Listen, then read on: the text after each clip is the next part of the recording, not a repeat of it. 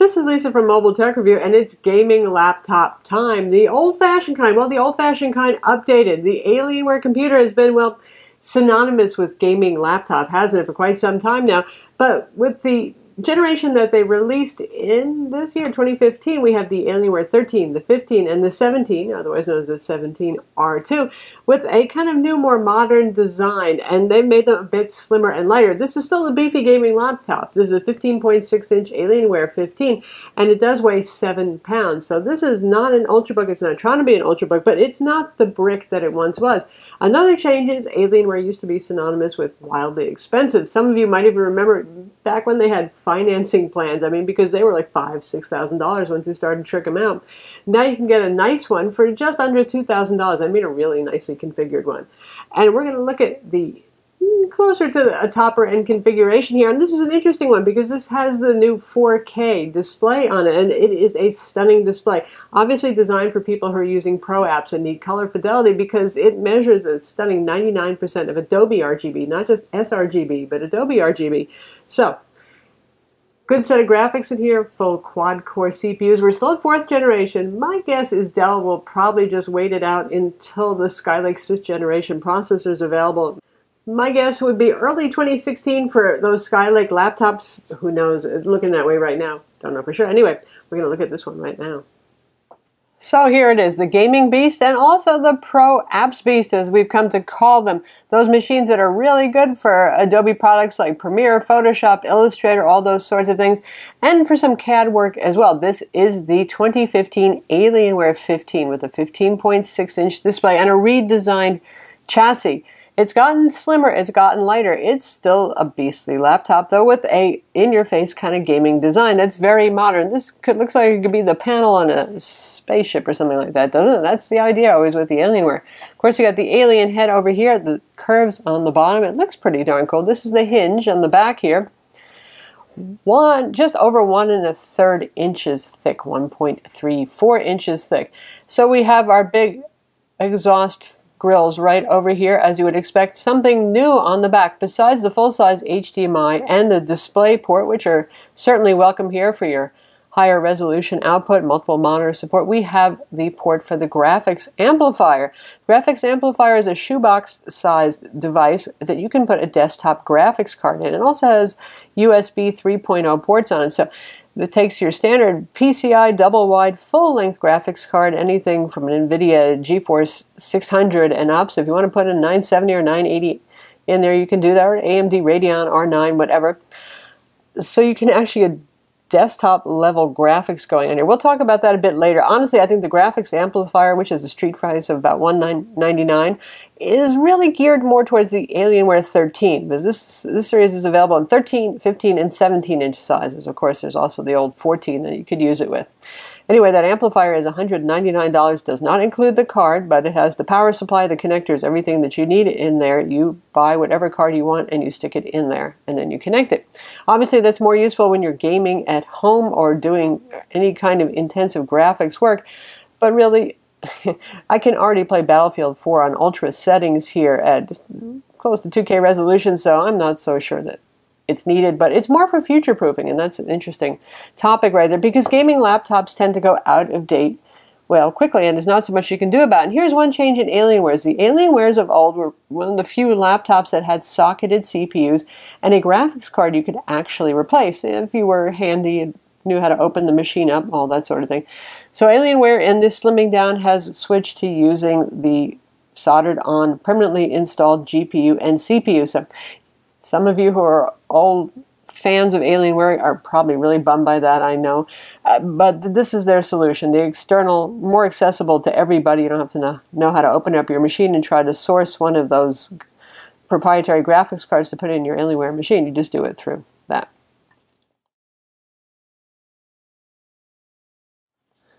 Machine weighs 7.07 pounds, so I'm not struggling too much holding it, but obviously this is no Ultrabook here. The benefit to that is that you get more space for cooling, bigger area for fans with wider blades, so instead of hearing that high-pitched noise you do from some gaming Ultrabooks, for example, the MSI GS60 Ghost Pro we reviewed, I love that laptop, but it's super thin, it's super light, and the fans are more high-pitched, and you really hear them. With this, not so much. Also, the CPU and the GPU do run cooler when you get one of these bigger, thicker designs. For example, when I was playing Battlefield 4 on Ultra settings at like 2160 by 11 something resolution, all on Ultra, the graphics card, which is the GTX 970M in this, was only at 70% utilization and at about 61, 62 degrees centigrade. That is significantly cooler than the thin and light ones, your Razer Blade, your MSI Ghost Pro, again, which tend to run more around 74, 75 for the GPU temperature.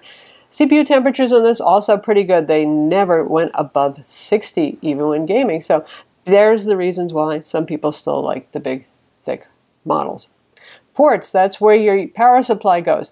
There's another story associated with that. This is your usual 180 watt big brick. Now this is also available with the NVIDIA GTX 980M, which is the fastest possible graphics card available, laptop or desktop. In this case, we're talking about the mobile version.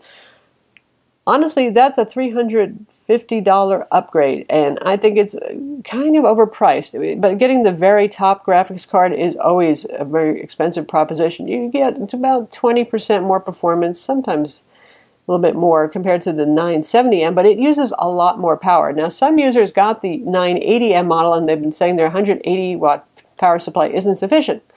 So Dell sometimes sends out 230 watt ones, which would be more sufficient. Otherwise, the machine might actually throttle back, not for thermal or performance reasons, but because it's trying to avoid pulling too much power off of the battery. And usually batteries can only supply about 100 watts at any given time. So it's supposed to be a BIOS update for the 980M. Personally, I would go with the 970M as the sweet spot. The introductory level model, shall we call it, has the 965M. It starts at $1199. Now, compared to the Alienwares of old that were, well, incredibly expensive machines, that's insane. Now, that gets you a Core i5. That's the 47-watt dual core, so it's the more powerful one. It's not the Ultrabook CPU like they use in the Alienware 13. You get 8 gigs of RAM with that. You get a terabyte, 7200 RPM hard drive. No SSD drives in there for that price. Now, if you go up to $1,500, I think you're starting to get into the sweet spot. You get the GTX 970M with 3 gigs of DDR5 VRAM inside. Still 8 gigs of RAM, but this is easy to upgrade the RAM yourself later. Still the same terabyte hard drive, and you're sticking with the 1080p anti-glare display. That's 300 nits of brightness. So there's a nice solid one, and that gets you the Core i7 right there, which right now ours is up to the 4720HQ. So despite what Dell's website says with the 4710, they're moving up to the 4720, bumping a little bit. And that's a 2.6 gigahertz quad core, and of course has turbo boost to go higher. If you want to go even higher, our model right here has a 4K display. It has 16 gigs of RAM. It has that terabyte hard drive to install all your games on, 1 terabyte, 7200 RPM, so it's quick. And it has a 256 gig M.2 SSD where you can install your OS, your core programs, all that sort of thing. So it boots fast, and say you want to put your Adobe CC products and stuff on the boot drive, would certainly make sense. Your Office, all those things will load very quickly. So that bumps up at around under $2,000, say around $1,950, depending on where you buy it. And stores like Micro Center actually give you a discount that's cheaper than if you buy it directly from Dell. Regardless of which one you buy, you get killer Wi-Fi and killer Ethernet. You get killer 2200 Gigabit Ethernet, and you get killer Wi-Fi AC 1525. My favorite. I love killer. It has range like nothing else. It really is killer. It's just rock solid.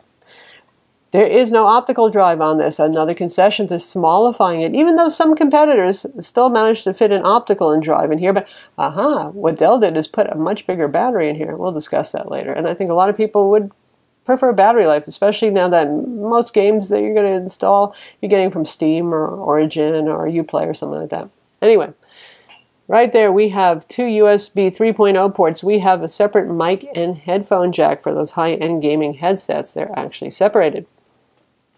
You saw the back with the display port, the HDMI, and the graphics amplifier connector. And on the other side, here we have our Ethernet port, 2 more USB 3.0 ports, so you get a total of 4.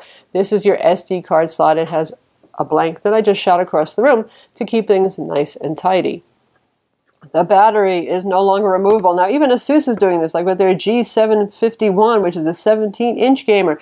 they are starting to seal it inside. If you unscrew all the screws, you can get to it. So it can be serviced and replaced, but it's not something that you can just take out and leave out if you always have it in your desk, on your desk, plugged in. Modern battery management will control and make sure it doesn't overcharge anyway if the battery is inside, so that isn't the end of the world. Lots of ventilation here, and you can barely see the fan and the fan. One for the CPU, one for the GPU. There's heat pipes connecting them. It's kind of a beautiful thing under here. This area gets hot. I mean, 120 degrees Fahrenheit when you're playing games. You do not want to put this directly on your lap. It's not as cool on the bottom as, say, the Asus G751, which is an even bigger, thicker, heavier machine that has more room for heat dissipation.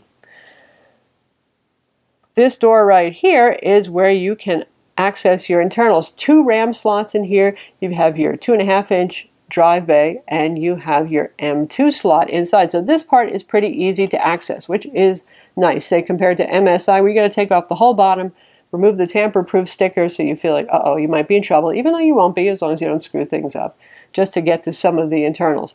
Now, if you want to get to the motherboard and all that sort of thing, you got to unscrew all of these screws. You take the top deck off, and then you can get to the motherboard if you wish to. Say you have a desire to repaste your fans, though Dell seems to do a pretty good job at the Alienwares of pasting those on. All right, opening it up, we have this lovely soft touch black deck. Boy, Dell does a good job with that, whether it's on their XPS line, some of the Inspirons are here. It just feels really nice. I hate to say it sounds creepy, but you just kind of want to touch it. You get discrete mouse button clickers here. And as you can see, the backlit trackpad right there. Soft touch for these. I actually like that. So for those of you who don't want to have to tap to click, or you're trying to use this for a game, I think everybody's going to use a mouse probably when gaming. You've got that right there. Also, excellent, excellent trackpad. Trackpads like this tell you that Windows makers actually do know how to make a decent trackpad if you're paying enough money and they put their mind to it. Over here we have the macro keys. That's a staple of Alienware products, so you can program these to be whatever you want, handy for gaming, or you could use it for anything that you want, honestly. The keyboard has a lot of travel. It feels really nice. Instead of being chiclet, it's the usual bevel kind of keys right here. About 2.6 millimeters of travel, so more desktop keyboard like that. Usually you see about 1.6 millimeters of travel on a desktop keyboard, and it has 4 different programmable zones for your color of backlighting right there, and our little alien head also lights up, and that's how you turn it on and turn it off. You poke the poor alien in the face. You do get the AlienFX here, so you can control your lighting. You have LEDs along the front edge. You have LEDs on the back lid. You have the 4 zones on the keyboard, like I said, so we have more colors here. And then you can just hit an FN key on the keyboard if you want to just go dark. So suddenly you want to be subtle and not stand out so much. Not that bringing this to work is ever going to be a subtle thing, is it? Now, taking a look at the display right here, again, you can see, obviously, we have a glossy display. You can see a little glare on the corners there. 15.6-inch 4K display. That's about a $300 option. And for those of you who are working pro apps, especially now with Windows 10 out, even for gaming, suddenly 4K displays aren't the pain that they used to be, where you have to go through so many hoops just to get your games to run because they run in teeny windows and stuff like that. You know, a lot of that has improved a whole lot. This is one of the best displays I have ever laid my eyes on a laptop. It is just dreamy. It's got 99% of Adobe RGB. I tested it 3 times to make sure, because that was pretty shocking for a laptop display, even on a premium machine. 99% of sRGB, which is not so shocking. There we see laptops that manage that, but not the near full Adobe RGB coverage. So that's really great for those people who are working in video production, photo production, that sort of thing. And you have 94% of NTSC coverage, also wildly impressive. And you can see our Spider 4 Pro colorimeter's results right here that we used for the test, so you can see it for yourself for the Adobe RGB result. In terms of brightness, we measured 335 nits of brightness, making it very bright. The glare, of course, does reduce the sense of brightness a little bit compared to a matte display. The 1080p version does have an anti-glare finish. Black levels are extremely low on this at 0.28, and contrast is very high at about 1100 to 1. Really just awesome display. We'll show you how it looks when doing some gaming in a separate gaming demo video. We always do those separately because some people want to sit through gaming demos, some people don't want to sit through gaming demos. So soon we're going to have that, and we'll use some of the top games that are available today, GTA 5, of course, Tomb Raider, Battlefield 4, so you can see how it does. And here's a hit with the GTX 970M on the i7 CPU in here. It does swimmingly. It does very well. And the noise levels are just not bad at all. Build quality on the machine is excellent. Everything fits together perfectly, every seam. This is one of the stiffest hinges I've ever felt. For those of you who tap on the screen and feel like it moves too much, this is just, I'm actually not sure why they made it quite that stiff, but it is. It is a sturdy bugger. And as we turn it from the side so you can see what the profile looks like again, you know, it's Alienware looking, it's goofy. How you feel about taking that to work, I don't know, but it's actually not that bad. They've had some designs that were a little bit more overstated, shall we say. Now, before we get into our performance and benchmark results, by the way, you can see our PC Mark 8 home accelerated score of 2970 there, which is quite respectable. I want to talk about thermals and noise a little bit. You'll hear the fan when you're playing games. Otherwise, like right now, you won't hear the fan. If you're streaming a Netflix movie, you won't hear the fan coming on. When you are gaming, the fan is audible. It is not screaming. You don't really say, oh my God, I got to put my headphones on to hear above that, or increase the sound volume a whole lot. Speakers fire from the front, by the way. They are Klipsch speakers. Sound quality is very good. You get Sound Blaster 3D software to control it. Not as loud as some of the MSI laptops, which are the super loud ones. A lot better than ASUS Rogue laptops, which typically have pretty anemic audio. In terms of thermals, we talked about the noise levels now. Now heat, on the bottom, the hottest part, like I said, when you're gaming is about 122 degrees, which means you don't want to put that on your legs. I would use a passive cooler, which just means one of those laptop trays you can put it on that maybe has a great finish so air can flow. That's what I usually do. And the temperatures I'm referring to are when I put it on something like that. Keyboard, the heat pipe does run along under here. The keyboard can reach over body temperature, which is when it starts to feel warm. So right over here and right over here, it reached 104 degrees, which is not hideous, but it is not awesome. It's not terrible, but you'll feel some warmth if you're actually using the keyboard a lot when you're gaming. Otherwise, no, you're not going to feel any kind of heat like that. And none of it is an alarming level of heat. It is a gaming laptop, and well, Dell did try to make it thinner, and that's a trade-off. The thinner you get, make these guys, the toastier they get. As we know, some of the thin and light MSIs can get really, really hot on the bottom too. All right, for our PC Mark 7 number, it scored 5880, which is wildly influenced by the speed of solid-state storage more than CPU, so it's not really been a good metric to measure things that have fast CPUs like this. For our 3D Mark 11 score, you can see on the performance test, it scored 9,170, which is what we would expect to see from a quad-core i7 and the GTX 970M. By the way, this has 3 gigs of DDR5 VRAM. It's interesting that with a 4K display, Dell didn't opt for a little bit more. It's not going to hobble it. It's not going to be a problem now because most games you really still can't run at 4K on any kind of laptop GPU. Run them at 2K, sure, but not really at 4K. Anyway, just worth noting. If you get the 980M, it has 4 gigs of DDR5 VRAM. Likewise, if you go for the AMD Radeon option, you get 4 gigs as well. Now, in the extreme test for 3D Mark 11, it scored 3253, very respectable number there. For the 3D Mark latest version, for the Firestrike test, you can see right here we have a score of 6529. For CloudGate, it scored 14,616. Obviously, Firestrike is a more demanding test. And for iStorm Unlimited, which is really a cross-platform from mobiles to laptops to everything else, 127,308. It can compute pi in 8.2 seconds, according to W Prime. For Geekbench 3, 3370 single core and 13051 for the multi-core test. For Cinebench R15, the OpenGL test, 56.33 frames per second, a healthy number there. CPU scored 664. On Unigine Heaven, 72.5 frames per second, and that's running it at 1080p resolution on high settings, DirectX 11, no AA. So, again, that was pretty good.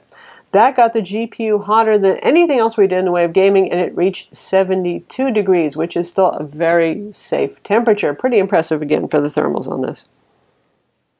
So obviously it's a very capable machine, whether you're going to be using this for pro apps or gaming or both. If you're looking for a larger size laptop and not one of the Ultrabook gamer kind of machines like the Razer Blade, for example, or the MSI GS60 Ghost Pro, Alienware is always a good machine. It's well made, it's solidly put together, it's designed with cooling and longevity in mind. Dell has pretty good support on it as well. At 7 pounds, it's not as hideously heavy as it used to be, nor is it as bulky. And more importantly, the prices have come down. It used to be Alienware was going to cost you 40%, 50%, even that much more than competing models from ASUS, MSI, the usual candidates in the gaming arena. And now the prices are very competitive, so it's less heartbreaking now to buy an Alienware because, you know, for some people it's always been the thing that they aspire to own an Alienware. Which is not to say that ASUS with their Republic of Gamers, the Rogue series, isn't pretty awesome. MSI, the Dominator, is also a good machine. Competitors indirectly would be the Razer Blade 14 and the MSI GS60 Ghost Pro. But those are thin and light's, a kind of different animal for somebody who's looking for extreme portability and doesn't mind the added heat and noise that go along with it. The Ghost Pro GS60, similarly configured, is going to cost you around the same price. You can get a 4K display on that, by the way, but the quality isn't nearly as good in terms of color gamut. Now, for ASUS, there is, if you want a 17-inch, the G751, very respectable. Also, that one's lost a removable battery. You do get an optical drive at least, but that's a 17-inch and super chunky. ASUS, as of late with the bigger Rogues, has embraced chunky, bigger, bolder, more LEDs than ever. So the 17-inch is going to be a big one. Now there's the G551, which is the 15-inch equivalent, and they get an optical drive in there too, which is really darn nice.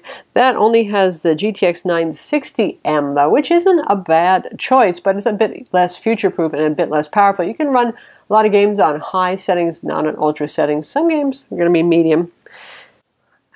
And, of course, ASUS is also looking at the thin and light, which is a different segment, with the ZenBook Pro that we recently reviewed. That's the UX501, and the Rogue counterpart, which is the G501. Again, a different animal with the 960M inside. So among chunky monkeys, shall we say, this one is looking less chunky than it used to. Certainly more affordable. Not a bad pick at all. Now, one place where you would not expect one of these traditional bigger gaming laptops to excel is battery life.